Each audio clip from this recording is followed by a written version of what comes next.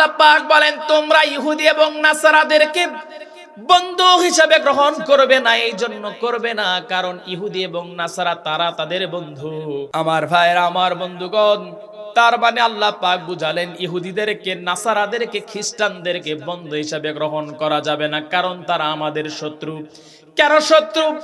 শত্রু হওয়ার এক নাম্বার কারণ যেটা আমি পেয়েছি, সব কারণগুলোর মধ্যে এক নাম্বার কারণ যেটা পেয়েছি সেটা হলো বনি ইসরায়েলকে আল্লাহ পাক সম্মান এবং মর্যাদা দিয়েছিলেন। আল্লাহ পাক তাদের শ্রেষ্ঠ শ্রেষ্ঠ 5টা নেয়ামত দিয়েছিলেন। আল্লাহ পাক বলেন তোদেরকে 5টা নেয়ামত দিলাম, কিন্তু একটা অঙ্গীকারবদ্ধ আমার সঙ্গে হ, সেটা হলো আমি জামানার শ্রেষ্ঠ পয়গম্বর আমার প্রিয় হাবিবকে যখন দুনিয়াতে পাঠাবো, আমার নবী যখন দুনিয়াতে পদার্পণ করবে, তাকে তোরা নবী রাসূল হিসাবে মেনে নিবি, তার উপর ঈমান আনবি, এবং আল্লাহ পাক বলছেন তাকে আমি সবচেয়ে সম্মানিত করব। বনি ইসরায়েলের মাথা খারাপ, আল্লাহ পাক আমাদের যুগশ্রেষ্ঠ সম্মান দিলেন, কিন্তু আমাদের পরে যে আসবে তাকে সম্মান দিবেন মেনে নিতে পারে নাই। এই ইহুদিরা এরা কিন্তু সব জানে নবীজি শ্রেষ্ঠ নবী, কিন্তু জানার পরেও মানে না। তার কারণ হলো শ্রেষ্ঠত্বের মর্যাদা দিতে চায় না নবীজিকে, ওরা রাখতে চায়। প্রাণের অধিক বেশি যার দাম, রাহমাতাল লিল আলামিন। জানো কি তোমরা তাহার নাম, রাহমাতাল লিল আলামিন। অসহায়ের বুকে যে জন গোপনে করে সওয়ার, দুরুদ পড়ে সুবহে ও শাম, রাহমাতাল লিল আলামিন। গরিবেরে আহার দিতেন, নিজে হয়ে রোজাদার, নিয়মর ভালোবাসার খাম, রাহমাতাল লিল আলামিন। জানো কি তোমরা তাহার নাম, রাহমাতাল লিল আলামিন। আলহামদুলিল্লাহ। বড়হাট কবিলা মধ্যপাড়া কেন্দ্রীয় জামে মসজিদ যুব সমাজের উদ্যোগে আজকের এই তাফসীরুল কোরআন মাহফিল, আজকের এই প্রোগ্রামের সম্মানিত সভাপতি। আজকের আমার পূর্বে অনেকেই কথা বলেছেন আমার প্রিয় ভাই মুফতি খায়রুল ইসলাম জামালি সাহেব, কথা বলেছেন মুফতি সিদ্দিকুর রহমান হবিগঞ্জ, খুবই অত্যন্ত ভদ্র এবং ভালো মনের মানুষ। আমার পরে আরও অনেকে আলোচনা করেছেন। আল্লাহ পাক সকলের কথাগুলো কবুল আর মঞ্জুর করে নেন, সবাই বলেন আল্লাহুম্মা আমিন। সামনেপবিষ্ট ইসলাম প্রিয়, দিন প্রিয়, কোরআন প্রিয় ভাইয়েরা, পর্দার অন্তরালে বসে থাকা মা এবং বোনেরা, আলোচনার সূচনায় আনুষ্ঠানিকতার মধ্য দিয়ে আমার পক্ষ থেকে আন্তরিক মোবারক, আন্তরিক শুভেচ্ছা, অভিনন্দন এবং সালাম। আসসালামু আলাইকুম ওয়া রাহমাতুল্লাহি ওয়া বারাকাতুহু। সবাই কেমন আছেন? কে বললেন না আমি কেমন আছি? বলছেন? আচ্ছা, ভালো থাকার মতো শ্রেষ্ঠ নেয়ামতকে সাথে নিয়ে আজকে আমরা পার্ট অফ হেভেন, জান্নাতের ফুল বাগিচায় আসতে পেরেছি। যে মহান রব আমাদেরকে নিয়ে আসছেন, আমরা খুশি নাকি বেজার? কারা কারা রাগ করছি হাত তুলে দেখাই। কেউ রাগ করি নাই? আচ্ছা, কারা কারা খুশি আছে এখন পর্যন্ত? সবাই খুশি আছেন? বলছে আলহামদুলিল্লাহ। সবাই বলছি রব্বানা লাকাল হামদ হামদান কাসীরান তাইয়িবান মুবারাকান ফিহি। সবাই আওয়াজ দিয়ে বলেন আমরা প্রশংসা করলাম কার? যতদিন বেঁচে আছি প্রশংসা করব কার? আল্লাহ পাক পবিত্র কালামুল্লাহ শরীফের মধ্যে এই জন্য বলেন, কেন তোমরা আমার গোলামি করবা না। আল্লাহ পাক পবিত্র কালামুল্লাহ শরীফ কোরআন আল কারীমের মধ্যে বলছেন, শোনো, ইয়া আইয়ুহান নাসু আনতুমুল ফুকারাউ ইলাল্লাহ ওয়াল্লাহু হুয়াল গনিয়্যুল হামিদ।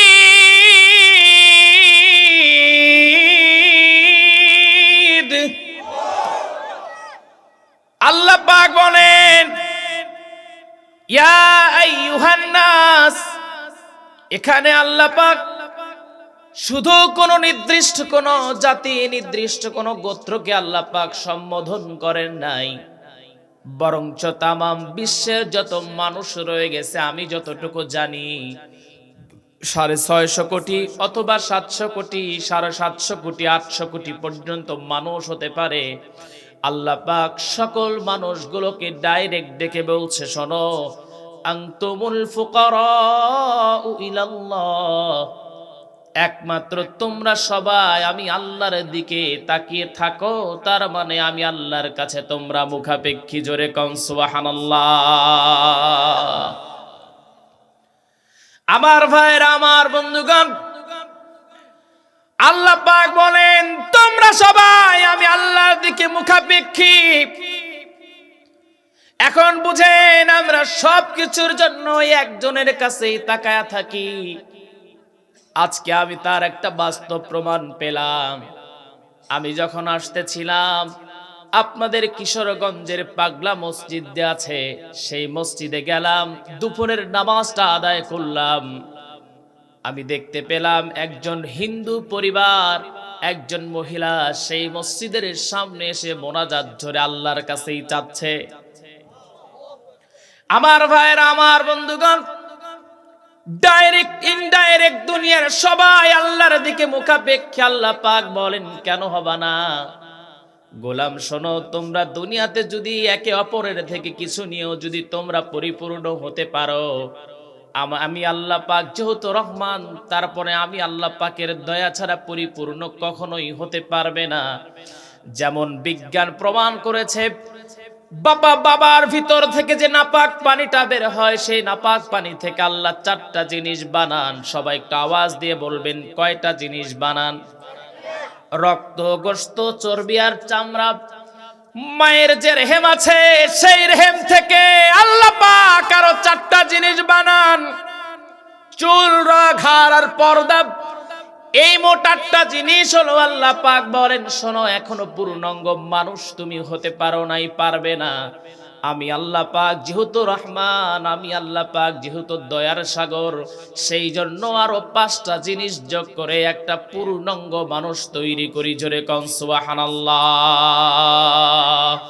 কুল হুয়াল্লাযী আনশাআকুম وجعل لكم السمع والأبصار والأفئدة قليلا ما تشكرون।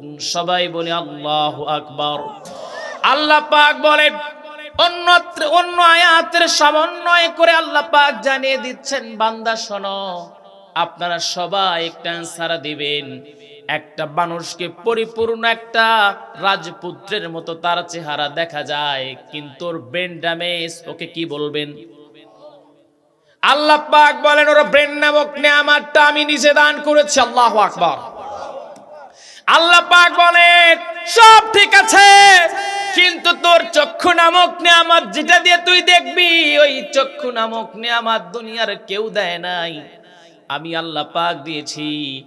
আপনারা সবাই বলেন, যাদের চোখ নাই সে কি পূর্ণাঙ্গ মানুষ নাকি? আমার ভাইয়ের, আল্লাহ পাক বলেন, শোনার জন্য শ্রবণ শক্তি নামক এই কানটা তোকে দিলাম। এটা যদি না থাকে তাহলে তোকে মানুষ বলবে না, তোকে বলবে কি বলবে? হ্যাঁ, বুদ্ধি। আল্লাহ পাক বলেন, তোকে ভাষার শক্তি দান করেছি, কথা বলার জন্য আমি আল্লাহ পাক এই বাক শক্তিটা দান করেছি। এই বাক শক্তি দান করেছি, যার কথা বলতে পারে না তাকে মানুষ বোবা বলে আখ্যায়িত করে। আমার ভাইয়েরা, আমার বন্ধুগণ, আল্লাহ পাক এই জবানের মধ্যে কি নিয়ামত রেখে দিয়েছেন। এই জবানটা এত বড় নিয়ামত, এই জবানের কারণে মানুষ দামি হয়, ঠিক কিনা? জবানের কথার দ্বারা মানুষ দামি হয়ে যায়, আবার এই জবানের একটা ভুল উচ্চারণ, ভুল বাক্যের কারণে ক্ষমতাধারী প্রধানমন্ত্রীরও পতন হয়। সবাই কান ঠিক কিনা? রাজাকারের নাতিপুতি, এই এক কথাই শেষ নাকি বলেন?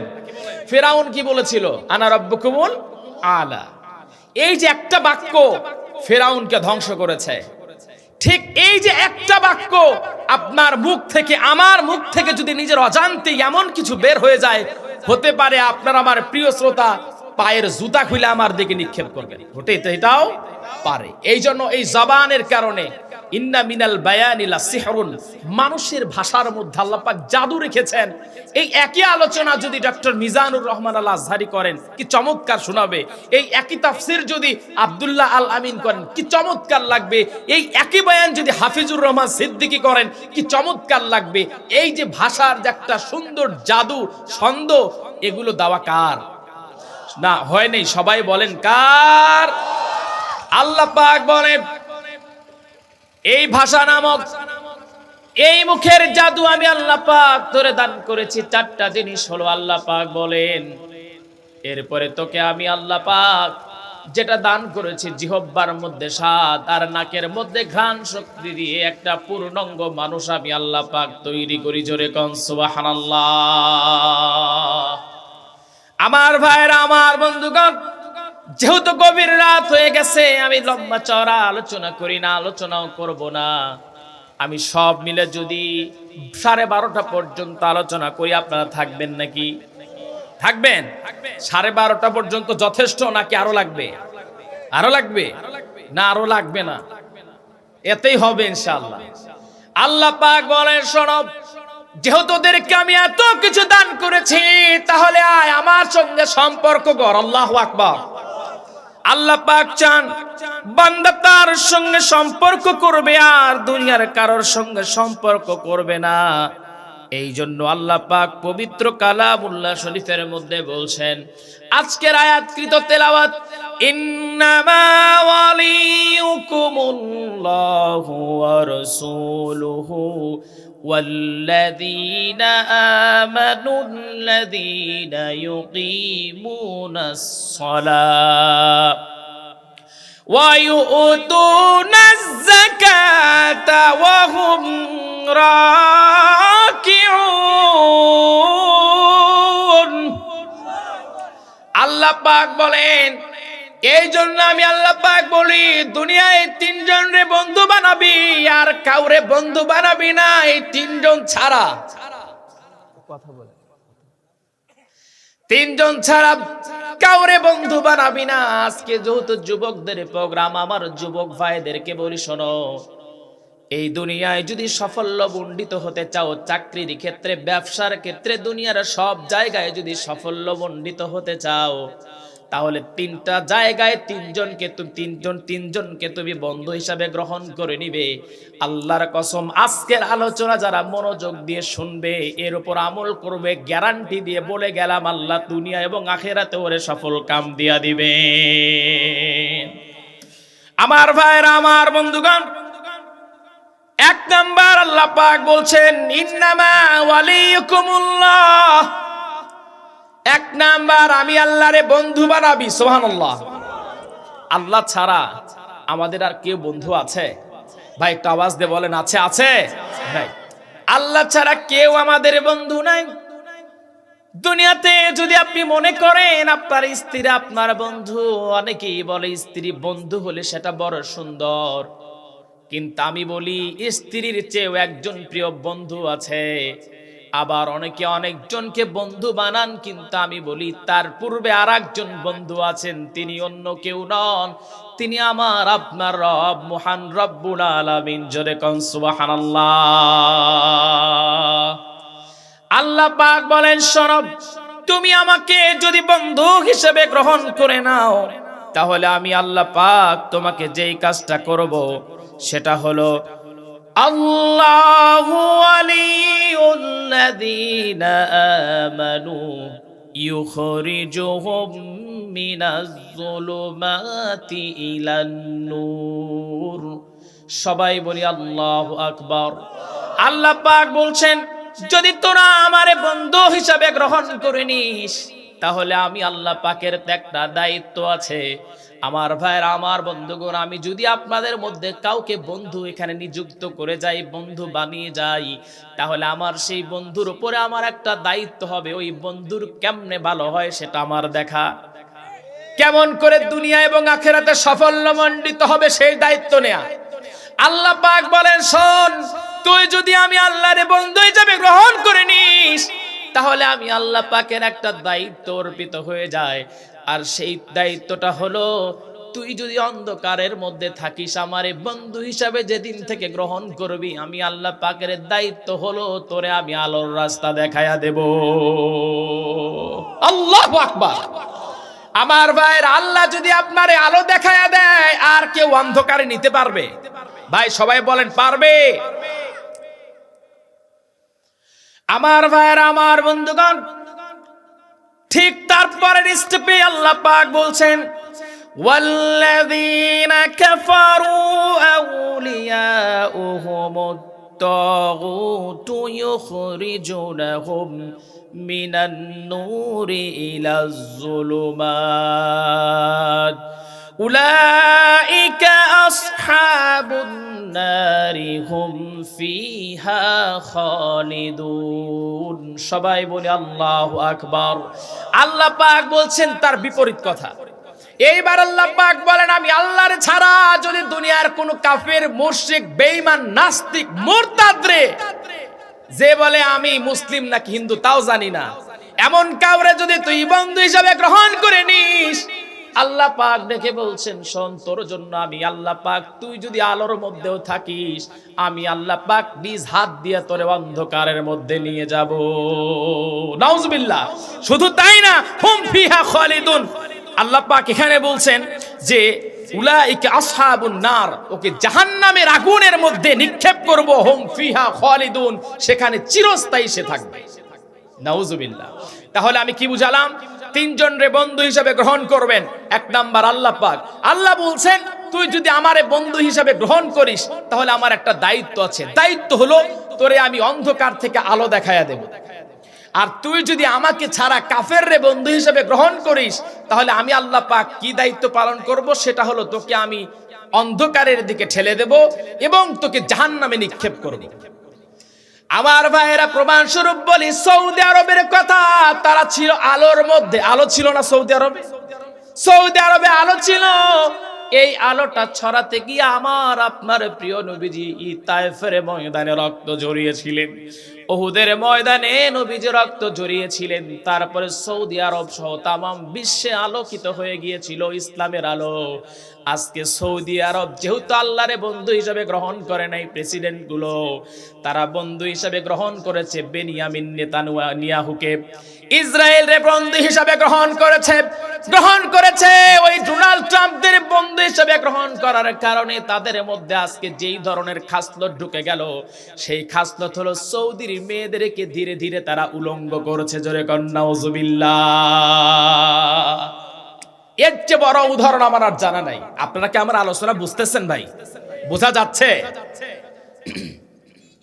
আমার ভাইরা, আমার বন্ধুগণ, এইবার আল্লাহ পাক এই জন্য ডেকে বলছেন, ইয়া আইয়ুহাল্লাযীনা আমানু লা তাত্তাখিযুল ইয়াহুদা ওয়ান নাসারা আউলিয়া। আল্লাহ পাক বলেন, তোমরা ইহুদি এবং নাসারাদেরকে বন্ধু হিসাবে গ্রহণ করবে না। এই জন্য করবে না কারণ ইহুদি এবং নাসারা তারা তাদের বন্ধু। আমার ভাইরা, আমার বন্ধুগণ, তার মানে আল্লাহ পাক বুঝালেন, ইহুদিদেরকে, নাসারাদেরকে, খ্রিস্টানদেরকে বন্ধু হিসাবে গ্রহণ করা যাবে না, কারণ তারা আমাদের শত্রু। কেন শত্রু? শত্রু হওয়ার এক নাম্বার কারণ যেটা আমি পেয়েছি, সব কারণগুলোর মধ্যে এক নাম্বার কারণ যেটা পেয়েছি সেটা হলো বনি ইসরায়েলকে আল্লাহ পাক সম্মান এবং মর্যাদা দিয়েছিলেন। আল্লাহ পাক তাদের শ্রেষ্ঠ শ্রেষ্ঠ 5টা নেয়ামত দিয়েছিলেন। আল্লাহ পাক বলেন, তোদেরকে 5টা নেয়ামত দিলাম, কিন্তু একটা অঙ্গীকারবদ্ধ আমার সঙ্গে হ। সেটা হলো আমি জামানার শ্রেষ্ঠ পয়গম্বর আমার প্রিয় হাবিবকে যখন দুনিয়াতে পাঠাবো, আমার নবী যখন দুনিয়াতে পদার্পণ করবে, তাকে তোরা নবী রাসূল হিসাবে মেনে নিবি, তার উপর ঈমান আনবি, এবং আল্লাহ পাক বলছেন তাকে আমি সবচেয়ে সম্মানিত করব।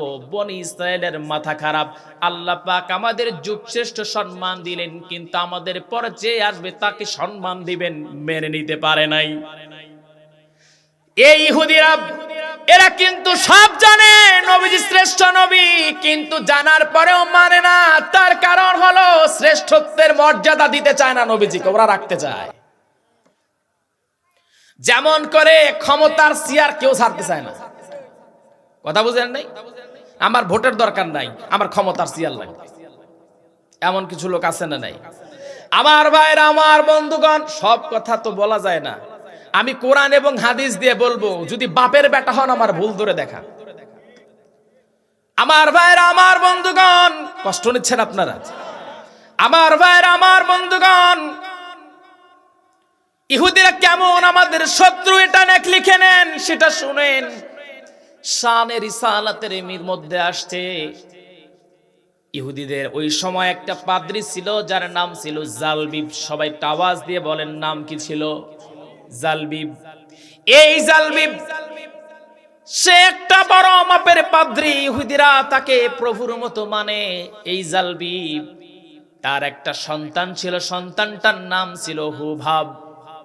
এই জালবিব ইহুদিরা কেমন শত্রু এটার ব্যাখ্যা করতে গিয়ে আমি আপনাদের এই ঘটনাটা টানছি, শোনেন।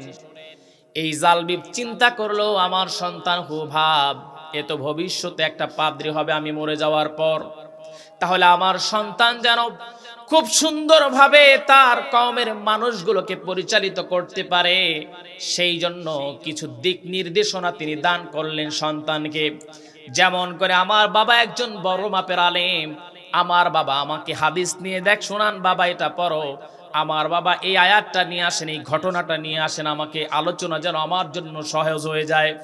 ঠিক ওই জালবিব নিজের সন্তানকে তিনি যেই কাজটা করলেন, সন্তানকে ডেকে বললেন, বাবা শোনো, আমি অনেক লম্বা সময় নিয়ে তাওরাত, জাবুর, ইনজিল এই 3টা কিতাব থেকে, পূর্ববর্তী আরো যত কিতাব রয়ে গেছে সকল কিতাব থেকে নিয়ে একজন পয়গম্বরের জীবনীকে টেনে তুললাম।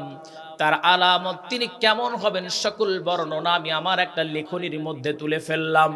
এই লেখনিটা একটা আমি কাচের বাক্সের মধ্যে তুলে ঘরের মধ্যে তালা মেরে রেখে দিলাম। আমি যেদিন দুনিয়া থেকে বিদায় হয়ে যাব, আমি বিদায় হয়ে যাবার পর এই ঘরের মধ্যে প্রবেশ করবা, আর ওই কাগজটাকে বের করবা, কাগজটাকে পড়বা। তার উপরে ঈমান আনার দরকার নাই, শুধু তার জীবনীটা জানা প্রত্যেকটা পাদ্রীর জন্য ফরজ। কারণ প্রত্যেকটা পাদ্রী, প্রত্যেকটা আলেমকে সকল বিষয় জানতে হয়। দুঃখ আর পরিতাপের বিষয় হলো, বাংলাদেশের কোন রকম কথা বলতে জানে চাপাবাজ ও হয়ে গেছে বড় আলেম, এরকম আছে না নাই? তিলাওয়াতটাও সহি নাই, পেটে বোম মারলেও সূরা ফাতিহা সহি করে বলতে পারে না, ও হয়ে গেছে বক্তা। এই কারণেই হয়ে গেছে কি সমস্যা?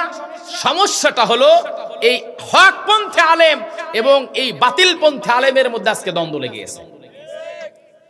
আমার ভাইরা, আমার বন্ধুগণ, জালবিব এইবার ডেকে বলল, শোনো, আমি যেদিন দুনিয়া থেকে বিদায় হয়ে যাব সেই দিন ঘরের মধ্যে প্রবেশ করবে, আর তাই এই মহান মানবের জীবনীটা পড়বা। হুবাব একজন যুবক মানুষ, চিন্তা করলো মাথা খাটিয়ে, চিন্তা করছে এবার আমার বাবা কেন বললেন মৃত্যুর পরে এটা আমি পড়বো, এখন পড়লে সমস্যা কি? এই চিন্তা করে হুবাব রাতের বেলায় তার মা বাবা মদ পান করে ঘুম দিচ্ছিলেন, মায়ের আঁচল থেকে সেই চাবিখানা নিয়ে দরজা খুললেন ঘরের। ঘরের দরজা খুলে ঘরের মধ্যে প্রবেশ করলেন। ঘরটা ছিল অন্ধকার, কিন্তু ঘরটার মধ্যে যখনই প্রবেশ করলেন দেখতে পেলেন যে কাচের মধ্যে তার বাবার লেখনী, সেই কাগজের মধ্যে যত নবীজির জীবনী লিখেছেন, মহান মানবের জীবনী লিখেছেন, সেই কাগজ থেকে এমন আরো আলো বিচ্ছুরিত হচ্ছে, অন্ধকার পুরো ঘরটা আল্লাহ পাক আলোকিত করে দিয়েছে। जो नामे मुस्तफा चूमे नहीं दुखती कभी आँखें, जो नामे मुस्तफा चूमे नहीं दुखती कभी आँखें, पहन ले प्यार जो उनका सिफन मैला नहीं होता, मुहम्मद के गुलामों का कफन मैला नहीं होता। সবাই বলি আল্লাহু আকবার, আর একটু জোরে বলি আল্লাহু আকবার। আমার ভাইরা, আমার বন্ধুগণ, হুবহু এবার কাগজটাকে ভেঙে ফেললেন, কাজটাকে ভেঙে ফেললেন, আর সেই কাগজটা নিয়ে তিনি পড়তে লাগলেন। যতই নবীজির জীবনী পড়েন ততই মুগ্ধ হয়ে যান, নবীজির জীবনী যতই পড়েন ততই তিনি অবাক হয়ে যান। আর এত সুন্দর মহান মানবের জীবনী তিনি জীবনে আর কোনোদিন পড়েন নাই। এমন করে যত পড়তে লাগলেন, নবীজির বায়োগ্রাফি পড়তে পড়তে চোখের পানি ফেলে ফেলে কান্না শুরু করে দিলেন। নবীজির জীবনী পড়তে পড়তে কান্নার যখন কান্না করতে করতে চোখের পানি যখন ফুরিয়ে যাবে, সকাল হয়ে গেছে। বাবা আর মা এসে যখন দরজা খুললেন, খুলে দেখলেন সন্তান ঘরের মধ্যে এই কাগজটাকে তিনি পড়ে ফেলেছেন।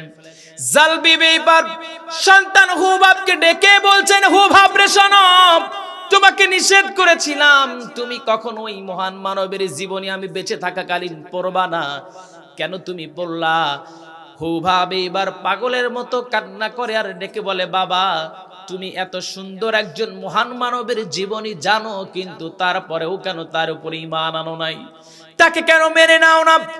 জালবিব ডেকে বলছে, কেন মেনে নেই না? কারণ আমাদের কর্তৃত্ব দুনিয়ার বুকে থাকবে না। হুবাব ডেকে বলছে, বাবা তুমি যত সুন্দর করে তার জীবনীটা লিখেছো, আমি তার জীবনী পড়তে পড়তে নিজের অজান্তেই তার প্রতি আমার মোহাব্বত ভালোবাসা সৃষ্টি হয়ে গেছে। আমার ভাইরা, আমার বন্ধুগণ, এই জন্য নবীজি সাল্লাল্লাহু আলাইহি ওয়াসাল্লাম বলেন, মান হাব্বা লিল্লাহ, আমরা যদি আল্লাহকে ভালোবাসি কার জন্য ভালোবাসবো? ওয়া আবগাদা লিল্লাহ ওয়া আতা লিল্লাহ ওয়া মানআ লিল্লাহ ফাকাদ ইসতাকমালাল ঈমান। আমরা কাউকে ভালোবাসবো আল্লাহর জন্য, কাউকে ঘৃণা করব আল্লাহর জন্য। জোরে কোন সুবহানাল্লাহ। নবীজিকে ভালোবাসি কার জন্য? সবাই বলেন কার জন্য? আমার ভাইরা, আমার বন্ধুগণ, নবীজি সাল্লাল্লাহু আলাইহি ওয়াসাল্লামের জীবনী যতই তিনি পড়েন তত অবাক হয়ে এইবার যখন ঈমান এনে ফেললেন, বাবাকে সেটা যখন মুখ ফসকে বলে ফেললেন, ইহুদি কি কাজ করতে পারে? নিজের সন্তানকে নিজ হাত দিয়ে তিনি পিটাতে লাগলেন, এ পরিমাণে পিটাতে লাগলেন। পিটাতে পিটাতে যখন রক্তাক্ত করে ফেললেন, হুবাব শুধু যেহেতু রবকে তিনি চিনেন না, শুধু একজন নবীজিকে তিনি চেনেন, আর নবীজির জীবনী যেহেতু তিনি পড়েছেন, নবীজির প্রেমে তিনি পড়ে গেছেন, আসক্ত হয়ে গেছেন। যতই তাকে আঘাত করে একটা জবান থেকে একটা শব্দ বের হয়, ইয়া রাসূলুল্লাহ, ইয়া রাসূলুল্লাহ। নবীজির এই হুবাবকে যখন এত আঘাত করা হয়, হুবাব যখন এই শব্দগুলো উচ্চারণ করেন, তার দেহের যত যন্ত্রণা জ্বালা, সকল জ্বালা আল্লাহ পাক দূর করে দেন। ইহুদিদের কওমের মানুষেরা সবাই আসলো, হুবাবের দেহে যখন আঘাত করতে লাগলেন, হুবাবকে যখন পিটাতে লাগেন আর মারেন, হুবাব ডেকে বলেন, আমাকে মেরে কিছুই করতে পারবে না, কারণ আমি এমন মহান মানবের উপর ঈমান এনেছি, ভালোবেসে ফেলেছি। তোমরা যত আঘাত করো সকল আঘাতগুলো আমি ভুলে যাই, আঘাতগুলো আমার ভিতরে গ্রাস করে না। আমার ভাইরা, আমার বন্ধুগণ, নবীজি সাল্লাল্লাহু আলাইহি ওয়াসাল্লামের উপর ঈমান আর ভালোবাসার কারণে এই ইহুদিরা তাকে মারতে লাগলেন। অতঃপর চিন্তা করলেন তাকে নিষ্ঠুরভাবে তাকে দুনিয়া থেকে বিদায় করে দিব। এই জন্য হুবাবের হাতে এবং পায়ে শিকল লাগানো হলো। হুবহাবকে একটা খোলা মাঠের মধ্যে রেখে দেওয়া হলো, যেন বজ্রপাতে আকাশ থেকে বজ্রপাত এসে হুবহাব দুনিয়া থেকে পুড়ে যায়, ভস্ম হয়ে যায়, আগুন ধরে মরে যায়। এই চিন্তা করে তারা বৃষ্টির দিনে যখন তাকে খোলা মাঠের মধ্যে রেখে দিয়ে আসলেন, হুবহাব এইবার যখন সেই জায়গায় বৃষ্টির মধ্যে আছেন, হঠাৎ করে একটা বজ্রপাত হলো হুবহাবের গায়ের ওপরে। আর হুবহাবের গায়ের মধ্যে যত শিকল ছিল, হাতে শিকল ছিল, পায়ে শিকল ছিল, সঙ্গে সঙ্গে শিকলটা খুলে গেল। হুবহাব চিন্তা করলেন, এটা আল্লাহ, আল্লাহ নিশ্চয়ই অবশ্যই আমাকে দয়া করেছেন, মায়া করেছেন। এই চিন্তা করে হুবহাব চিন্তা করলেন কি করা যায়, মদিনার দিকে রওনা দিলেন। মদিনাকে তিনি চিনেন না, আল্লাহ রাব্বুল আলামিন ইসলামের দিকে অগ্রসর হওয়ার কারণে, মহান রবের দিকে, নবীদের দিকেই অগ্রসর হওয়ার কারণে 80 মাইল দূরে ছিল মদিনা। আল্লাহ পাক শূন্য কেটে ওই রাস্তাটাকে সংকোচন করে দিলেন। হুবহাব যখন রওনা দিয়ে দিলেন, আল্লাহ পাক ওই রাস্তাটাকে 8 মাইল বানায়া দিলেন। আমার ভাইরা, আমার বন্ধুগণ, হুবহাব রওনা দিলেন যখন তার গায়ে রক্ত আর অসুস্থ শরীর নিয়ে মদিনায় পৌঁছে গেলেন। সর্বপ্রথম একজন সাহাবীর বাড়িতে পৌঁছালেন। সাহাবীর নাম হলো সালমান ফারসি রাদিয়াল্লাহু তাআলা আনহু। সালমান ফারসি রাদিয়াল্লাহু তাআলা আনহুর চেহারাটা এত সুন্দর ছিল, নবীজির চেহারার সঙ্গে সাদৃশ্যবান ছিল, নবীজির চেহারার সঙ্গে কিছুটা মিল ছিল।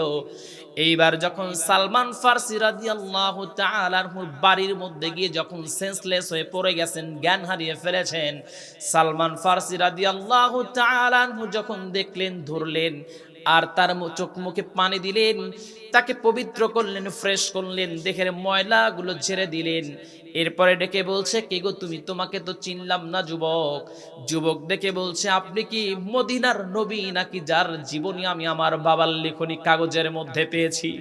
সালমান ফারসি ডেকে বলছে, শোনো না, তুমি যাকে মনে করছো তিনি আমি নই। সালমান ফারসিকে ডেকে বলেন, ও নবীর প্রিয় সাহাবী, আমাকে নবীজির কাছে নিয়ে যাও, আমি একটা বারের জন্য নবীজির কাছে যেতে চাই। আমার ভাইরা, আমার বন্ধুগণ, আর আমি ব্যক্তিগতভাবে চিন্তা করি হুবহাবের জীবনটা ধন্য।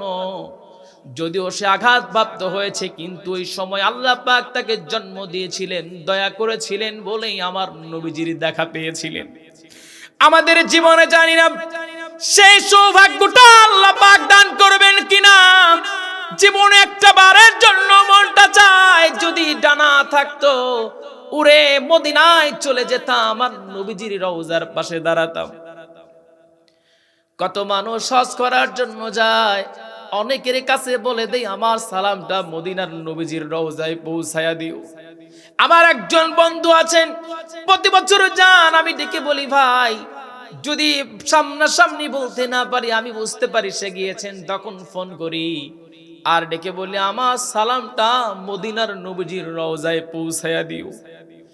আমার ভাইয়ের, আমার বন্ধুগণ, দরুদ শরীফের আমল যদিও করেন, কিন্তু মনের জ্বালা নিবারণ হয় না।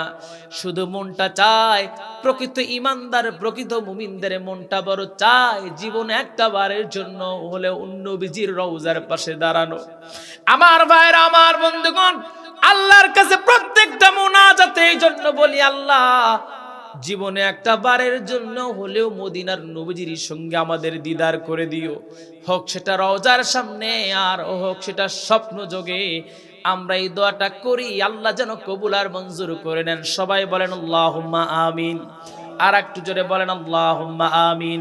আমার ভাইরা, আমার বন্ধুগণ, হুবহাবকে এবার সালমান ফারসি যখন নিয়ে গেলেন, আমার আপনার নবীজির সামনে যখন হুবহাবকে নিয়ে গেলেন, হুবহাব নবীজির সামনে দাঁড়ালেন। নবীজিকে আল্লাহ পাক আগেই জানায়া দিলেন, হাবিব আমার শুনেন, এই মুহূর্তে আপনার কাছে একজন যুবক আসবে, যে যুবক আপনার বায়োগ্রাফি পড়ার কারণে, আপনাকে ভালোবাসার কারণে তার বাবা এবং মা অত্যাচার করেছে। পুরো কওমের মানুষেরা এই পরিমাণে অত্যাচার করেছে, অত্যাচারের স্টিম রোলার তার দেহের উপর তুলে দিয়েছিল। রক্তাক্ত ক্ষত দেহ নিয়ে আপনার সামনে হাজির হয়ে যাবে, ইয়া রাসূলুল্লাহ, ইয়া হাবিবাল্লাহ, তাকে আপনি আপনার বুকের মধ্যে স্থান করে দিবেন। নবীজির সামনে যখন হুবাব দাঁড়ালেন, দাঁড়ানোর পর আমার আপনার নবীজি ডেকে বলছেন, হুবাব রে শোনো, আমি তোমাকেই চিনি। হুবাব ডেকে বলছেন, নবীজি আমাকে কেমন করে চেনেন? নবীজি বললেন, মহান রব তুমি আসার সংবাদটা আমাকে দিয়ে দিয়েছেন। আমার ভাইয়েরা, আমার বন্ধুগণ, হুবাব ডেকে বলেন, নবীজি আমি আপনার সামনে আসলাম, ইয়া রাসূলুল্লাহ, ইয়া হাবিবাল্লাহ, আমি কোনো কথা শুনতে চাই না, আমি শুধু আপনারে দেখতে চাই। নবীজি যখন বসে রইলেন, হুবাব শুধু নবীজির চেহারার দিকে তাকায়া থাকেন। অতঃপর ডেকে বলছেন, ইয়া রাসূলুল্লাহ, আমি আমার বাবার সেই লেখনী কাগজের মধ্যে যতই সুন্দরভাবে পড়েছিলাম, আর আমার হৃদয়ের মধ্যে আপনার একটা ছবি অঙ্কন করেছিলাম। ইয়া রাসূলুল্লাহ, ইয়া হাবিবাল্লাহ, শুনেন, আমি আপনার একটা ছবি হৃদয়ের মধ্যে আঁকিয়ে এঁকেছিলাম, কিন্তু নবীজি আমি বাস্তবে আপনাকে দেখে চিন্তা করি, নবীজি এই দুনিয়ায় যত সুন্দর বস্তু আমার দুটি চোখ দেখেছে, আপনি তার চেয়ে বেশি সুন্দর। আপনি এত সুন্দর, আপনি কল্পনার চাইতে বেশি সুন্দর। কঠিন হাসরের দিনে আখেরি নবীজি বিনে পাপী উম্মতকে করিবে পার,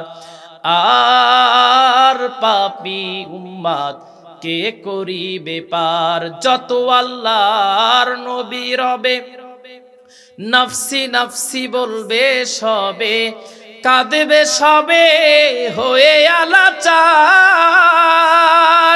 আহারে কঠিন সেই নিদান, মায় চিনবে না গর্ভের সন্তান, স্বামী না চিনিবে পরিবার। বাঁচাও বাঁচাও উঠবে ধ্বনি, সেই দিন নবীর গুণমণি উম্মত বলে করিবেন চিৎকার, পাপী উম্মত কে করিবে পার, আর পাপী উম্মত কে করিবে পার। সবাই বলি আল্লাহু আকবার, আর একটু জোরে বলি আল্লাহু আকবার। একটু জিকির করি লা ইলাহা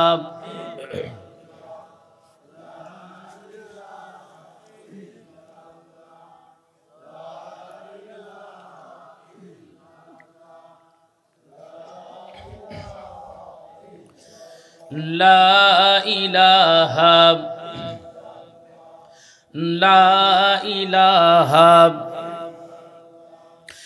ইল্লাল্লাহু ইল্লাল্লাহু ইল্লাল্লাহু ইল্লাল্লাহ, লা ইলাহা লা ইলাহা লা ইলাহা ইল্লাল্লাহু মুহাম্মাদুর রাসূলুল্লাহ। সবাই বলি সাল্লাল্লাহু, আর একটু জোরে বলি সাল্লাল্লাহু। আপনাদের কষ্ট হচ্ছে ভাই? শেষ করে দেই? শেষ করব না? তা আমার বাড়ি যাওয়া লাগবে না? হ্যাঁ, আজ রেখে দিবেন? আচ্ছা, আর 15 মিনিট আছে, 15 মিনিট আলোচনা চলবে। আমার ভাইয়ের, আমার বন্ধুগণ, এই একটার ব্যাখ্যা করলাম। আল্লাহ পাক বলেছেন ইহুদি এবং নাসারাদেরকে বন্ধু হিসেবে তোমরা গ্রহণ করবে না। এই আয়াতটার ব্যাখ্যা আমি করে বুঝিয়ে দিলাম। আল্লাহ পাক বলেন, তাহলে 1 নাম্বার বন্ধু আমাকে তোমরা বানাবে। আল্লাহ পাক এইবার ডেকে বলছেন, শোনো, তোমরা যদি আমাকে বন্ধু হিসেবে গ্রহণ করো, প্রথম যে সহযোগিতা করবো আলো দেখায়া দেব। আর যদি তোমরা আমাকে বন্ধু হিসেবে গ্রহণ করো, 2 নাম্বার যেই কাজটা করব, বালিল্লাহু মাওলাকুম ওয়া হুয়া খায়রুন নাসিরিন। সবাই বলি আল্লাহু আকবার। আল্লাহ পাক বলছেন, যদি তোমরা আমি আল্লাহরে বন্ধু হিসেবে গ্রহণ করে নাও, তাহলে আমি আল্লাহ পাক যেই কাজটা করব 2 নাম্বার, সেটা হলো সকল জায়গায়, সেটা হোক চাকরির ক্ষেত্রে, সেটা হোক ব্যবসার ক্ষেত্রে, সেটা হোক রাজনৈতিক ক্ষেত্রে, আমি আল্লাহ পাক আজ বাদে কাল তোমাকে বিজয় দেব, সহযোগিতা করব। জোরে কোন সুবহানাল্লাহ। তাহলে আল্লাহরে যদি বন্ধু হিসেবে গ্রহণ করে নেন, সকল জায়গায় সকল সেক্টরে আল্লাহ পাক সহযোগিতা করবেন। সুবহানাল্লাহ। আমার ভাইরা, আমার বন্ধুগণ, কেমন করে আল্লাহ পাক সহযোগিতা করবেন এইটা আমি সামান্য একটু বলে বুঝিয়ে আপনাদের দেই। মুসলমানদের প্রথম যেই যুদ্ধটা ছিল, সেই যুদ্ধটা ছিল বদরের যুদ্ধ। সেই যুদ্ধের দিন, যুদ্ধের পূর্বে, যুদ্ধের আগের দিন আবু জেহেল তার সৈন্য সামন্ত নিয়ে পাহাড়ের আড়ালে এসে দাঁড়ালেন।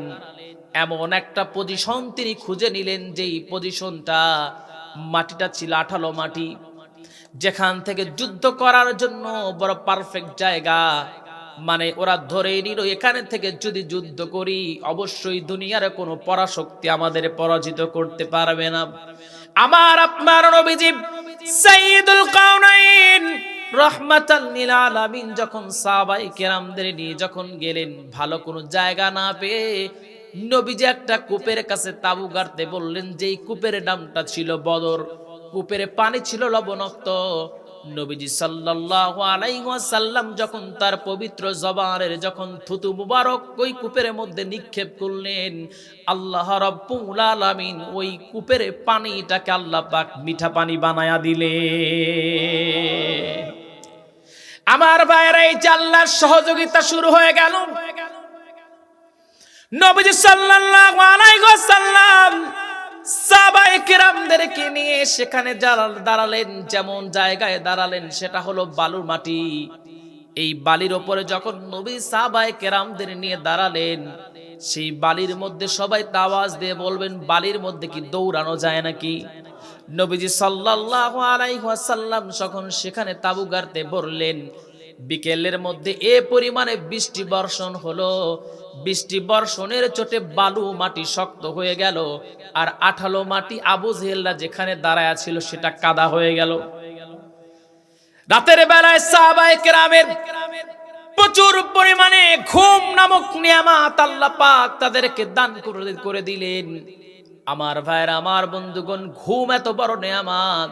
প্রত্যেকটা প্রোগ্রামে আমি বলি, আমি ব্যক্তিগতভাবে যে বিষয়গুলো ফলো করে আলোচনা করি, প্রত্যেকটা উলামায়ে কেরাম যারা আমার মনের মতো হয়, ভালো করে কথা বলে, সুন্দর আচরণ করে, সেই সকল ভাইদেরকে এই টেকনিকগুলো শিখিয়ে দেই। সেটা হলো আলোচনায় আসার পূর্বে কমপক্ষে আধা ঘন্টা ঘুমানো লাগবে। যুবক ভাইদেরকে বলি, পড়াশোনা করবা ঠিক আছে, ইন্টারভিউ দিতে যাবা, পরীক্ষা দিতে যাবা, কমপক্ষে পরীক্ষার 30 মিনিট আগ পর্যন্ত ঘুমায়া নিবা। এই জন্য, কারণ যখন তুমি ঘুমিয়ে যাবে, ঘুমিয়ে যাবার সঙ্গে সঙ্গে তোমার মাথাটা একদম সার্ফ হয়ে যাবে, ব্রেনটা একদম শান্ত হয়ে যাবে। দুনিয়ার যত চিন্তা পেরেশানি, সব চিন্তা পেরেশানি আল্লাহ দূর করে দিবেন। আমার ভাইরা, আমার বন্ধুগণ, এই জন্য বড় কোনো কাজ করতে চাইলে আগে আধা ঘন্টা ঘুমিয়ে নেন, তারপরে ভাবেন। বিজ্ঞান এখন এই কথাটাই বলে, মানুষ যখন ঘুমিয়ে যায়, ঘুম থেকে ওঠার পর তার ব্রেনটা তত শক্তিশালী হয়। আল্লাহ পাক বলছেন কোরআনুল কারীমের মধ্যে জানিয়ে দিয়ে বলছেন, শোনো, তোমরা সারাদিন পরিশ্রম করবা, আর রাতের বেলা তোমাদের জন্য বিশ্রামের ব্যবস্থা, নিদ্রার ব্যবস্থা আমি আল্লাহ পাক করে দিয়েছি। আল্লাহু আকবার। আমার ভাইরা, আমার বন্ধুগণ, সাহাবায়ে কেরাম ঘুমিয়ে গেলেন। ঘুমিয়ে যাবার পর নবীজি সাল্লাল্লাহু আলাইহি ওয়াসাল্লাম ছাড়া সবাই ঘুমিয়ে আচ্ছন্ন। আমার আপনার নবীজি জায়নামাজ বিছালেন। উহুদের ময়দানে নবীজি জায়নামাজ বিছালেন। নবীজি আমার ঘুম ধরে না। নবীজি সিজদায় পড়ে গিয়ে মুহাম্মাদুর রাসূলুল্লাহ সাল্লাল্লাহু আলাইহি ওয়াসাল্লাম দু চোখের পানি ফেলে ফেলে নবীজি আমার কান্না করতে লাগলেন। আর ডেকে বলেন, আল্লাহ, আগামীকাল বদরের প্রান্তে মুসলমানেরা যদি পরাজয় বরণ করে ফেলে, তাহলে এই জমিন থেকে তোমাকে কে আল্লাহ বলে ডাক দিবে? আল্লাহ বলে ডাক দিতে পারবে না। আমার ভাইরা, আমার বন্ধুগণ, এমন করে প্রত্যেকটা প্রোগ্রামে, এমন করে প্রত্যেকটা নামাজ আল্লাহর কাছে দোয়া করেছে, আল্লাহ, যেই জমিন ওলিয়া উলিয়ার দেশ, যেই জমিন কোরআন হাদিসের তাফসীর হয়, সেই জমিনের মধ্যে থেকে যারা কোরআনের বাধা দেয় তাদেরকে তুমি ধ্বংস করে দাও। আমরা যখন এই দোয়া বিগত কয়েকটা বছর করলাম, কোরআন বিরোধীদেরকে আল্লাহ পাক জুতা পেটা করেছে। আমার ভাইরা, আমার বন্ধুগণ, নবীজি সাল্লাল্লাহু আলাইহি ওয়াসাল্লাম চায় নামাজে গিয়া সিজদারত চোখের পানি ফেলে ফেলে কান্না করলেন। আমার ভাইরা মনে রাখবেন, বান্দা যখন সিজদায় চলে যায়, আকরাবু মা ইয়াকুনুল আবদু মির রাব্বিহি ওয়া হুয়া সাজিদ, বান্দা যখন সিজদায় চলে যায় আল্লাহ পাক বলেন আমি তোর এতটাই নিকটবর্তী হয়ে যাই, তুই যখন সিজদা দিস তোর মাথার নিচে, তোর কপালের নিচে আমি আল্লাহ পাক আমার কুদরতি কদমটা ঠেকায়া দে। এই জন্য তাহাজ্জুদের নামাজ পড়বেন, কারণ তাহাজ্জুদের নামাজের সময় আল্লাহ পাক বান্দার নিকটবর্তী হয়ে যান। আল্লাহ পাক প্রথম আসমানে চলে আসেন, বান্দাদেরকে ডাকেন, আর বান্দারা যখন সিজদায় পড়ে চোখের পানি ফেলে ফেলে কান্না করে আল্লাহ পাক বান্দার নিকটবর্তী হয়ে যান। জোরে কোন সুবহানাল্লাহ। রাতের আধারে যারা রায়, দু চোখের শ্রুতে নদী যেন বয়, ছলনার হাতছানি যতই ডাকুক, ছলনার হাতছানি যতই আসুক, পিছনে ফিরেও তাকায় না। যাদের হৃদয়ে আছে আল্লাহর ভয়, তারা কভু পথ ভুলে যায় না। আল্লাহর প্রেম ছাড়া এই দুনিয়ায় কারো কাছে কোনো কিছু চায় না। সবাই বলি আল্লাহু আকবার। আমার বন্ধুগণ, নবীজি সিজদায় রত আল্লাহর কাছে যখন এমন করে কান্না করেন, আল্লাহ পাক আয়াত নাজিল করে নবীজিকে জানায়া দিলেন, হাবিব আমার চিন্তার কোনো কারণ নাই। এই আয়াতটার ব্যাখ্যায় মুফাসসিরানে কেরাম বলেন, কোন মুফাসসির লেখেন 1000, আবার কেউ লেখেন 2, 3, 4, 5,000 পর্যন্ত আল্লাহ পাক ফেরেশতা বদরের প্রান্তে নিযুক্ত করার ঘোষণা আল্লাহ পাক দিলেন। আমার নবীজি সিজদায় থেকে মাথা উঠলেন, এই সুসংবাদটা আবু বকর সিদ্দিক রাদিয়াল্লাহু তাআলা আনহুকে ডেকে বললেন, আবু বকর রে শোনো, আল্লাহ পাককে যখন আমরা বন্ধু হিসেবে গ্রহণ করে নিয়েছি, চিন্তার কোনো কারণ নাই। আল্লাহ পাক ঘোষণা দিয়েছেন আসমান থেকে তার ফেরেশতা বদরের প্রান্তে নিযুক্ত করে আমাদের বিজয় দিয়া দিবেন। আল্লাহু আকবার। আমার ভাইরা, আমার বন্ধুগণ, তাহলে বুঝা গেল কেউ যদি আল্লাহরে বন্ধু বানিয়ে নেয়, যিনি সহযোগিতা করবেন তিনি কে? চিন্তা আছে? তাহলে সবাই কোন চিন্তা আছে? চিন্তা নেই। আমার ভাইরা, আমার বন্ধুগণ, এইবার শুনেন, আল্লাহ পাক বলেন 2 নাম্বার বন্ধু যাকে বানাবা তিনি অন্য কেউ নন। 2 নাম্বার বন্ধু হিসেবে যাকে তোমরা গ্রহণ করবে তিনি আমার নবী মুহাম্মদুর রাসূলুল্লাহ। 1 নাম্বার বন্ধু আল্লাহ পাক বানানোর কথা বললেন তাকে, 2 নাম্বার বন্ধু হলো মুহাম্মদুর রাসূলুল্লাহ সাল্লাল্লাহু আলাইহি ওয়াসাল্লাম। নবীজিকে যদি আমরা বন্ধু হিসাবে গ্রহণ করি তাহলে চিন্তার কোনো কারণ নাই। যেই ব্যক্তি নবীজিকে বন্ধু বানাবে না সেই ব্যক্তি নবীজির শাফাত পাবে না, ঠিক কিনা? আমার ভাইরা, আমার বন্ধুগণ, বন্ধু বানাতে হবে মুহাম্মদুর রাসূলুল্লাহ সাল্লাল্লাহু, নেতা মানতে হবে মুহাম্মদুর রাসূলুল্লাহ সাল্লাল্লাহু। কারণ কিয়ামতের দিন আল্লাহ পাক বান্দাকে ডাকবেন আর ডেকে বলবেন, ইয়াউমা নাদউ কুল্লা উনাসিম বিইমামিহিম। আল্লাহ পাক বলেন কিয়ামতের দিন আমি আল্লাহ পাক তোর নেতার সঙ্গে তোরে ডাকবো। এখন যদি আল্লাহ পাক আমার নেতার সাথে আমাকে ডাকেন, আমার নেতা হলো গোমচোর। আয়াতটা বুঝেন একটু। আল্লাহ পাক আমার নেতার সঙ্গে আমার তুললেন, যেই নেতা গোমচোর, ডাউল চোর, চাউল চোর, ও মুসলিম নাকি হিন্দু ও নিজেও জানে না। তাইলে বলেন এই নেতার সাথে যদি আল্লাহ আমারে তোলেন, বাঁচার উপায় আছে? সবাই কোন বাঁচার উপায় আছে? আমার কথা কি বুঝতেছেন ভাই? আমি এমন একজন নেতার সাথে উঠলাম দুনিয়াতে, যেই নেতাকে আমি নেতা মেনেছি, ওই নেতার সাথে আল্লাহ পাক আমারে তুলবেন। ওই নেতা ছিল দুনিয়াতে চোর, জনগণের টাকা চুরি করেছে, মাল চুরি করেছে। এখন ওই মানুষের সাথে যদি আমি উঠি, কারণ দুনিয়াতে সম্পর্ক ছিল, তাহলে বাঁচার আর কোনো উপায় আছে?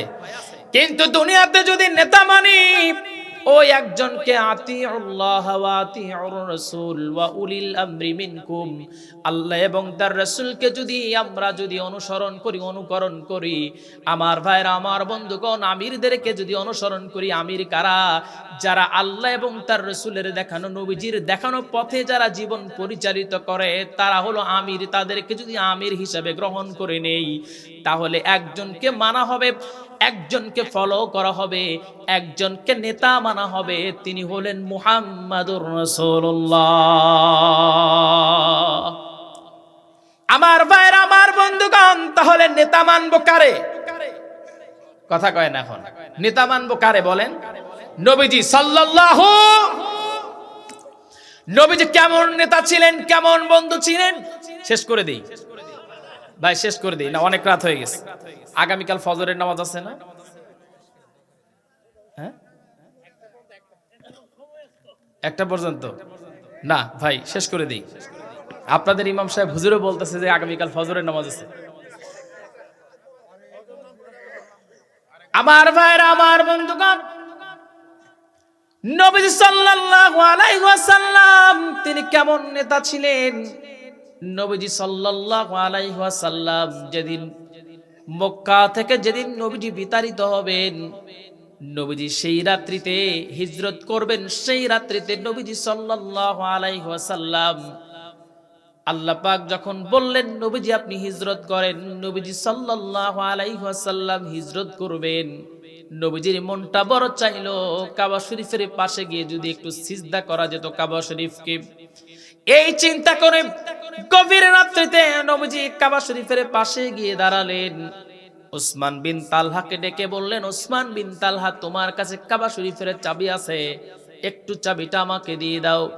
ওসমান বিন তালহা নবীজিকে ডেকে বললেন, মুহাম্মদ শোনো, তোমাকে চাবি দেয়া যাবে না। ধাক্কা মারলেন, আমার নবীজি পড়ে গেলেন। নবীজি সাল্লাল্লাহু আলাইহি ওয়াসাল্লাম এবার উঠে দাঁড়ানোর পর উসমান বিন তালহাকে ডেকে বলছেন, উসমান বিন তালহারে শোনো, আজকে তোমাদের ক্ষমতা, এই জন্য তুমি আমাকে ধাক্কা মেরে ফেলে দিলে। ওসমান বিন তালহা, একদিন যেদিন তোমাদের ক্ষমতা থাকবে না সেই দিন তোমার এই চাবি খান আল্লাহ পাক আমাদের হাতে তুলে দিবেন, আমাকে তুলে দিবেন, সেই দিন তুমি কি করবা? ওসমান বিন তালহা ডেকে বলেন, নবীজি তুমি জীবনে কোনোদিন মিথ্যা কথা বলো নাই মুহাম্মদ, এই নাও চাবি, নাও কাবা শরীফের ভিতরে প্রবেশ করো। কিন্তু তুমি, আবু জেহেল যেন বিষয়টা না জানে, নবীজি সাল্লাল্লাহু আলাইহি ওয়াসাল্লাম তিনি কাবা শরীফের ভিতরে প্রবেশ করলেন, মূর্তি দেখতে পেলেন, নবীজি মূর্তি ভাঙবেন কিন্তু আল্লাহ পাক ভাঙতে দিলেন না। এখন সেই সময় নয়, নবীজি সাল্লাল্লাহু আলাইহি ওয়াসাল্লাম তিনি হিজরত করে চলে গেলেন। যখন মক্কা বিজয় হলো, নবীজি সাল্লাল্লাহু আলাইহি ওয়াসাল্লাম যখন মক্কায় আসলেন, সর্বপ্রথম নবীজি যেই কাজটা করলেন, কাবা শরীফের কাছে নবীজি গিয়ে দাঁড়ালেন আর ডেকে বললেন, শোনো, আমাকে কাবা শরীফের চাবি দিয়ে দাও, আমি একটু কাবা শরীফের ভিতরে প্রবেশ করে সিজদা করতে চাই। নবীজি সাল্লাল্লাহু আলাইহি ওয়াসাল্লাম সিজদা করবেন, কিন্তু কাবা শরীফের চাবি ওসমান বিন তালহার কাছে, কিন্তু ওসমান বিন তালহা নাই। ওসমান বিন তালহাকে খুঁজে পাওয়া যায় না। যখন খুঁজে পাওয়া গেল তখন দেখা গেল ওসমান বিন তালহা আমার আপনার নবীজির ভয়ে কাবা শরীফের মাথার উপরে উঠে বসে আছেন।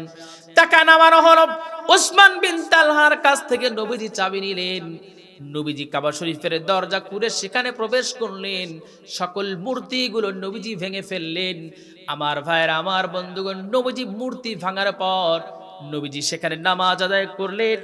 এরপরে নবীজি তখন বের হলেন, সাহাবায়ে কেরাম ডেকে বললেন, ইয়া রাসূলুল্লাহ, ইয়া হাবিবাল্লাহ, শুনেন, নবীজি আপনি এই কাবা শরীফের চাবিখানা আমাদের হাতে তুলে দেন। নবীজি সাল্লাল্লাহু আলাইহি ওয়াসাল্লাম ডেকে বললেন, শোনো, আজকে চাবি কাউকে দিব না। ওসমান বিন তালহা কোথায়? ওসমান বিন তালহা নবীজির সামনে যখন এসে দাঁড়ালেন, নবীজি সামনে দাঁড়ানোর পর আমার আপনার নবীজি ওসমান বিন তালহার কাছে চাবিখানা তুলে দিলেন। তুলে দিয়ে ডেকে বলছে, ওসমান বিন তালহারে শোনো, আমি তোমাকে চাবি দিলাম, কিন্তু আমি তোমাকে ঘোষণা দিচ্ছি, চিন্তার কোনো কারণ নাই, কিয়ামত পর্যন্ত এই চাবিখানা তোমার বংশের লোক বহন করবে।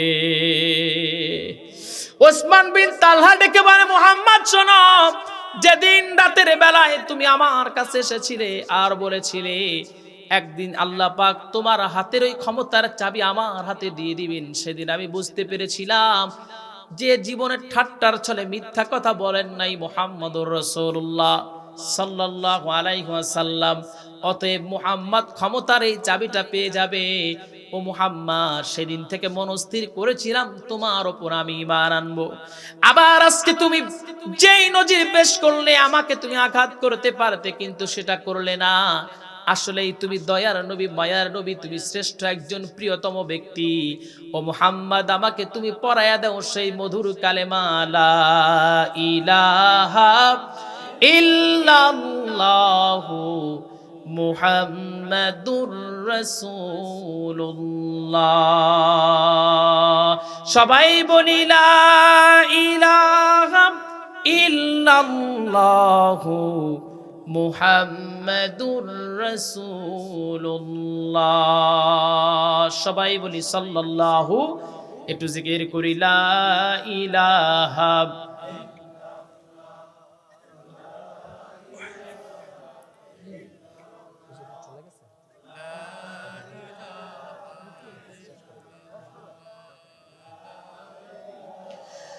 লা ইলাহা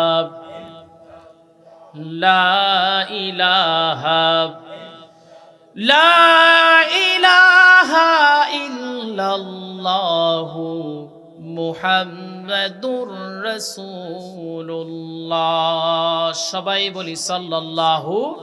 মুমিন তো কখনো মাথা নত করে না, হোক না সে বন্দি কারাগারে। ভালোবাসা যে পেয়েছে, রুখবে তারে বলো কেমন করে। মুমিন তো কখনো মাথা নত করে না, হোক না সে বন্দি কারাগারে। আল্লাহু আকবার। আমরা কারো কাছে মাথা নত করব না ইনশাআল্লাহ। আচ্ছা, আমি তো আলোচনা শেষ করে দিব, তবে আমি কখনো আলোচনা বাঝায়া রাখি না। 3 নাম্বার, আল্লাহ পাক বন্ধু বানাতে বলছেন একজন ইমানদার মুমিনকে। জোরে কোন সুবহানাল্লাহ। দুনিয়াতে চলার জন্য আমি যুবক ভাইদেরকে বলবো, তোমরা একজন ইমানদার যে নামাজ পড়ে 5 ওয়াক্ত, এমন কাউকে বন্ধু হিসাবে গ্রহণ করে নাও। 3 জনকে বন্ধু বানাবে। আজকের আলোচনার পয়েন্ট ছিল 1 নাম্বার আল্লাহকে, 2 নাম্বার নবীজি সাল্লাল্লাহু আলাইহি ওয়াসাল্লামকে, 3 নাম্বার একজন ইমানদার মুমিনকে। 3 জনরে বন্ধু বানালে দুনিয়া এবং আখিরাতে যিনি সফলতা মণ্ডিত করবেন তিনি কে? আল্লাহ পাক। আল্লাহ পাক আমাদের বুঝার তৌফিক দান করেন। সবাই বলেন আল্লাহুম্মা আমিন। আজকে সময় সংকীর্ণতার কারণে আমি পূর্ণ আলোচনা করতে পারলাম না। আল্লাহ পাক যদি কোনোদিন চান তাহলে ইনশাআল্লাহ আমি পরিপূর্ণ আলোচনা করব ইনশাআল্লাহ। যাই হোক, আমার জন্য দোয়া করবেন, আপনাদের সবার জন্য দোয়া এবং ভালোবাসা রইল। আপনাদের ইমাম সাহেব, খতিব সাহেব অত্যন্ত ভালো মনের একজন মানুষ। আল্লাহ পাক তাকে বড় আলেম হিসাবে কবুল আর মঞ্জুর করেন, বলেন আমিন। আজকের প্রোগ্রামের দ্বিতীয় মেহমান যিনি ছিলেন, আল্লাহ পাক হুজুরের কণ্ঠের মধ্যে বারাকা দান করেন, বলেন আল্লাহুম্মা আমিন। তৃতীয় মেহমান যারা ছিলেন, আমার পূর্বে আরো যারা আলোচনা করেছেন, আল্লাহ পাক সবাইকে কবুল আর মঞ্জুর করেন, সবাই বলেন আল্লাহুম্মা আমিন। যেহেতু আমাদের অনেক দূরের পথ, সেই ক্ষেত্রে আমি আলোচনা এখানে ইতি টানছি। সবাই আমার জন্য দোয়া করবেন। আজকের প্রোগ্রামের যিনি সম্মানিত সভাপতি সাহেব, আল্লাহ পাক ওনার নেক হায়াত দারাজ করেন, সবাই বলেন আল্লাহুম্মা আমিন। কিছু বলবেন নাকি? জি, তাহলে দোয়া করে দিলাম। দরুদ শরীফ পড়ি। আল্লাহুম্মা ওয়া আলা আলি মুহাম্মাদ কামা সাল্লাইতা আলা ইব্রাহিম ওয়া আলা আলি ইব্রাহিম ইন্নাকা হামিদুম মাজিদ। اللهم بارك على محمد وعلى آل محمد كما باركت على إبراهيم وعلى آل إبراهيم إنك حميد مجيد اللهم آمين ربنا ظلمنا أنفسنا وإن لم تغفر لنا وترحمنا لنكونن من الخاسرين আল্লাহ তাআলা গভীর রাত হয়ে গেছে। এই গভীর রাত্রিতে হাত কবিলা আয় আল্লাহ তাআলা যুব সমাজ এবং মসজিদের উন্নতি কল্পে আজকের এই প্রোগ্রামকে তুমি আল্লাহ কবুল আর মঞ্জুর করে নাও। আয় আল্লাহ তাআলা মাগরিব থেকে নিয়ে তার পূর্ব থেকে নিয়ে যারা আলোচনা করেছেন এ পর্যন্ত সকলের আলোচনা কবুল আর মঞ্জুর করে নেন। ভুল ত্রুটি হয়ে থাকলে ক্ষমা করে দিয়ে যা সওয়াব হয়ে যায় লক্ষ কোটি গুণে বৃদ্ধি করে সওয়াবটু কাকায় নামদার তাজদারে মদিনা নবী পাকের রওজায় পৌঁছায়া দেন। আয় আল্লাহ তাআলা জীবনে একটা বারের জন্য হলেও মক্কা মদিনার মুসাফির হিসাবে কবুল আর মঞ্জুর করে নিন। আয় আল্লাহ জীবনে একটা বারের জন্য হলেও কাবা শরীফের গিলাফ ধরে নিজের জীবনের জন্য গুনার জন্য ক্ষমা চাওয়ার তৌফিক করে দিন। আয় আল্লাহ জীবনে একটা বারের জন্য হলে নবীজির রওজার পাশে দাঁড়ানোর সৌভাগ্য করে দিন। আয় আল্লাহ আপনার কাছে ফরিয়াদ জানাই, আমার সঙ্গে অনেকেই হাত উত্তোলন করেছেন, অনেকের জনম দুঃখিনী মা দুনিয়ায় নাই, অনেকেরই বাবা নাই, যাদের মা যাদের বাবা অন্ধকার কবরে চলে গেছেন, মা বাবার কবরগুলো ইয়াউমাল কিয়ামত পর্যন্ত মাফ করে দেন। অনেক যুবক দোয়া চান হুজুর আমার মা নাই, অনেক যুবক দোয়া চান হুজুর আমার বাবা নাই। আমার ভাইরা আমার বন্ধুগণ, যাদের মা চলে গেল যাদের বাবা চলে গেল তারাই কেবল বুঝতে পারবে মা হারানোর যন্ত্রণা, বাবা হারানোর যন্ত্রণা। আয় আল্লাহ তাআলা যাদের মা বাবা দুনিয়া থেকে চলে গেছে মা বাবার কবরগুলো ইয়াউমাল কিয়ামত পর্যন্ত মাফ করে দাও। আয় আল্লাহ তাআলা আজকের এই প্রোগ্রামকে কবুল করে নাও। আমার সঙ্গে যারা হাত উত্তোলন করেছে সবাইকে কবুল করে নাও। আয় আল্লাহ আজকের প্রোগ্রামের সভাপতিকে কবুল করে নাও, প্রধান অতিথিকে কবুল আর মঞ্জুর করে নাও। আয় আল্লাহ তাআলা তোমার কাছে ফরিয়াদ জানাই, আজকের প্রোগ্রামে যিনি অত্যন্ত পরিশ্রম করেছেন আমার ইমাম সাহেব খতিব সাহেব ভাই, আয় আল্লাহ আমার ভাইকে কবুল আর মঞ্জুর করে নাও। আয় আল্লাহ মা বোনেরা হাত উত্তোলন করেছেন, মা বোনদের কবুল আর মঞ্জুর করে নাও। আয় আল্লাহ তাআলা এই মাহফিলটাকে সাফল্যমণ্ডিত করার জন্য যারা টাকা দিয়ে ব্রেন দিয়ে যারা আর্থিক দিয়ে সহযোগিতা করলো, শ্রম দিয়ে সহযোগিতা করলো, তাদের তুমি কবুল আর মঞ্জুর করে নাও। আয় আল্লাহ তাআলা আজকের প্রোগ্রামে আমার প্রবাসী অনেক ভাইরা সহযোগিতা করেছেন, তাদের কবুল আর মঞ্জুর করে নাও। আয় আল্লাহ আজকের এই প্রোগ্রামে আমার অনেক ছাত্র ভাইরা সহযোগিতা করেছেন, তাদের জেহেন শক্তি তুমি বাড়ায়া দাও। তোমার কাছে ফরিয়াদ জানাই, যেদিন আমরা দুনিয়া থেকে বিদায় হয়ে যাব সেই কণ্টকাকীর্ণ মুসিবতের সময় তোমার প্রিয় হাবিব মুহাম্মদুর রাসূলুল্লাহ সাল্লাল্লাহু আলাইহি ওয়াসাল্লামের চেহারা মোবারকটা দেখতে চাই। নবীজির চেহারা মোবারক দেখতে দেখতে ওই মধুর কালেমা পড়তে পড়তে আমরা যেন দুনিয়া থেকে বিদায় হয়ে যাই। লা ইলাহা ইল্লাল্লাহু মুহাম্মাদুর রাসূলুল্লাহ। আসসালামু আলাইকুম ওয়া রাহমাতুল্লাহ।